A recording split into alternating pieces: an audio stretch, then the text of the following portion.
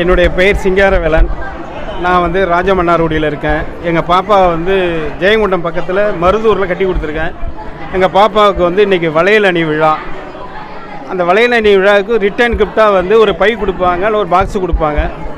நாம் வந்து ஒரு வித்தியாசமாக விவசாயிகள் இந்த தர்பூசணியில் ஊசி போட்டு பாய்சன் இருக்குன்னு சொல்லி அந்த வியாபாரிகள் கஷ்டப்படுறதை உணர்ந்து என்னுடைய மாநில விவசாய சங்க தலைவர் PR பாண்டியன் அவர் என்கிட்ட இந்த கருத்தை சொன்னார்.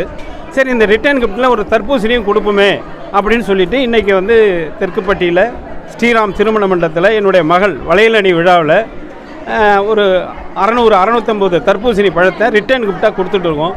இதை ஒட்டுமொத்த வளையகாப்பு நடத்துகிறவங்க, கல்யாணம் நடத்துகிறவங்க ரிட்டர்ன் கிஃப்ட் கொடுக்கணும் யாரெல்லாம் நினைக்கிறாங்களோ அவங்க வந்து இந்த தர்பூசணி தானே இல்லை, அந்த நேரத்தில் எது விற்கலையோ மரவள்ளி கிழங்கு கொடுக்கலாம், நிலக்கடலை கொடுக்கலாம், தேங்காயை கொடுக்கலாம், என்னெல்லாம் விளையுதோ அதை ரிட்டர்ன் கிஃப்டாக கொடுக்குறதுக்கு ஒரு முன்மாதிரியாக இருக்கும். என் சம்மந்திக்கிட்டே நான் பர்மிஷன் கேட்டேன், அந்த தர்பூசணி கொடுக்கலாமா, அந்த ஊரில் ஏதாவது நினைப்பாங்களா அப்படின்னு. ஒரு நாள் பர்மிஷன்